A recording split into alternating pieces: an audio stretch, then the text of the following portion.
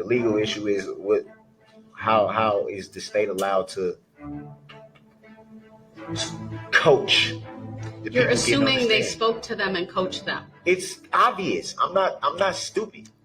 Well, I disagree with that, sir. This month, the two candidates for Waukesha County Circuit Court can see the problems facing the judiciary, particularly in a political realm in which every decision is questioned for bias. Whitchow can relate all too well to the courtroom drama spiced by public interest. He was among the prosecutors during the Waukesha Christmas Parade tragedy proceeding in which Darrell Brooks was eventually convicted on 76 criminal counts.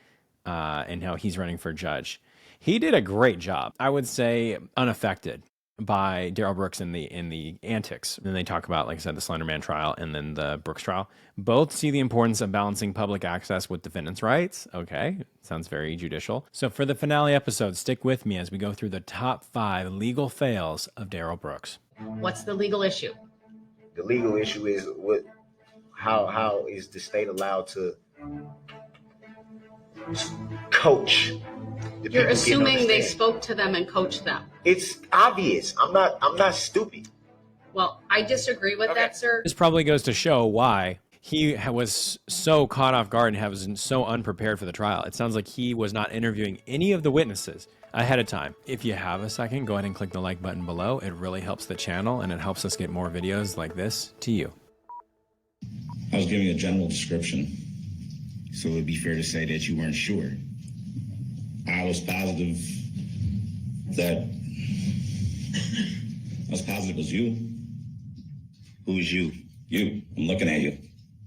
Who's you? But he would have known ahead of time that the guy was going to go, I know it was you because I saw you that day. He probably wouldn't have asked that question. It was pretty obvious he had nothing prepared. So he just puts them on the stand and then it turns into this argument. Going to address subject matter jurisdiction. The written decision that I previously entered is what I will stand on. I'm not going to address it any further. Can we address subject matter jurisdiction and still has to be proven for the record? I decline to do so. Is that including verified proof that you have subject matter jurisdiction? Because it has yet to be verified or proven.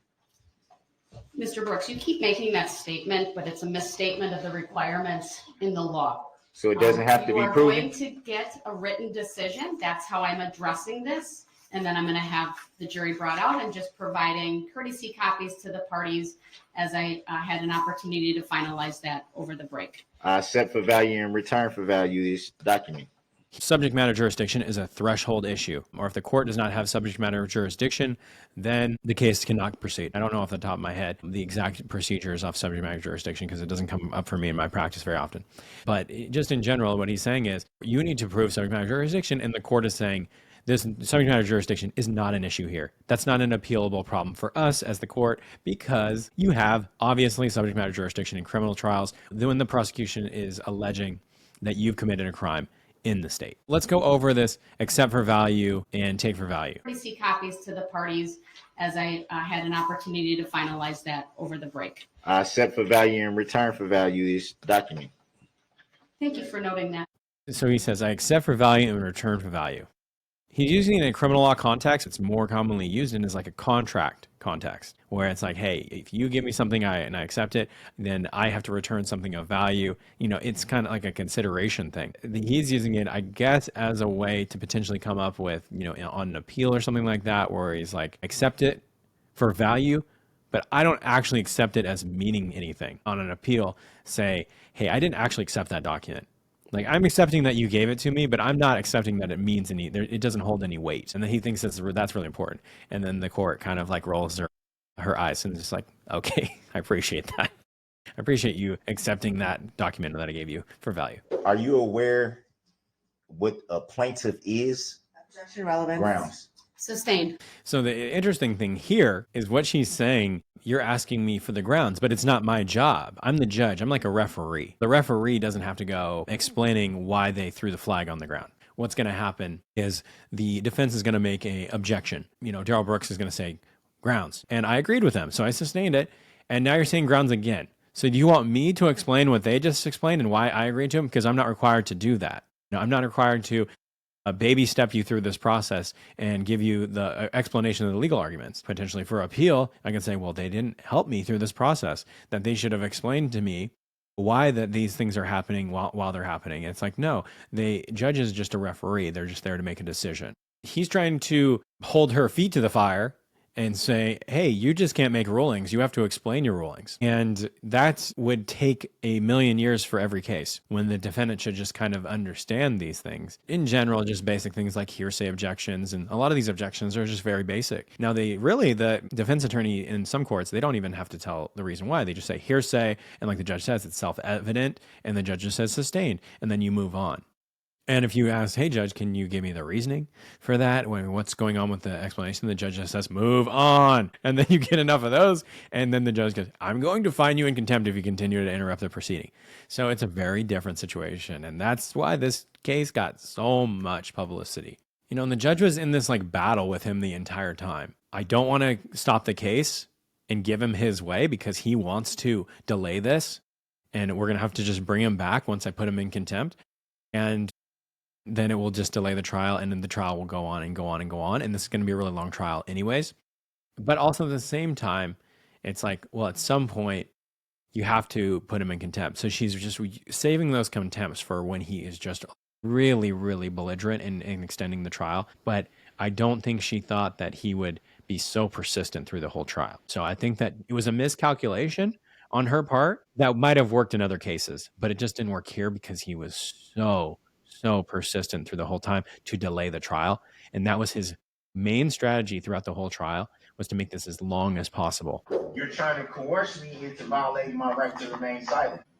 Sir, if you'd like to testify, then you need to simply go through the colloquy with this court, which I've given you 3 opportunities to do, and you have decided not to.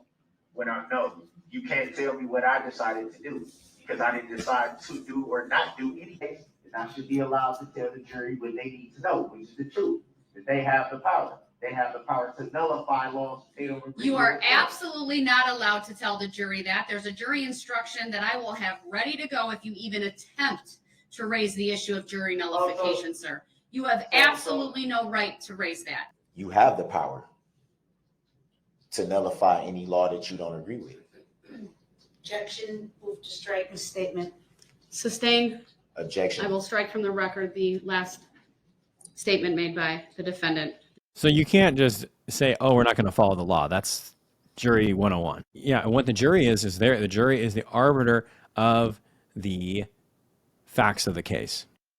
So they can weigh anything and be like, we're not going to give that any weight, right? We're going to decide that evidence is not credible, or that witness is not credible, and then nullify that.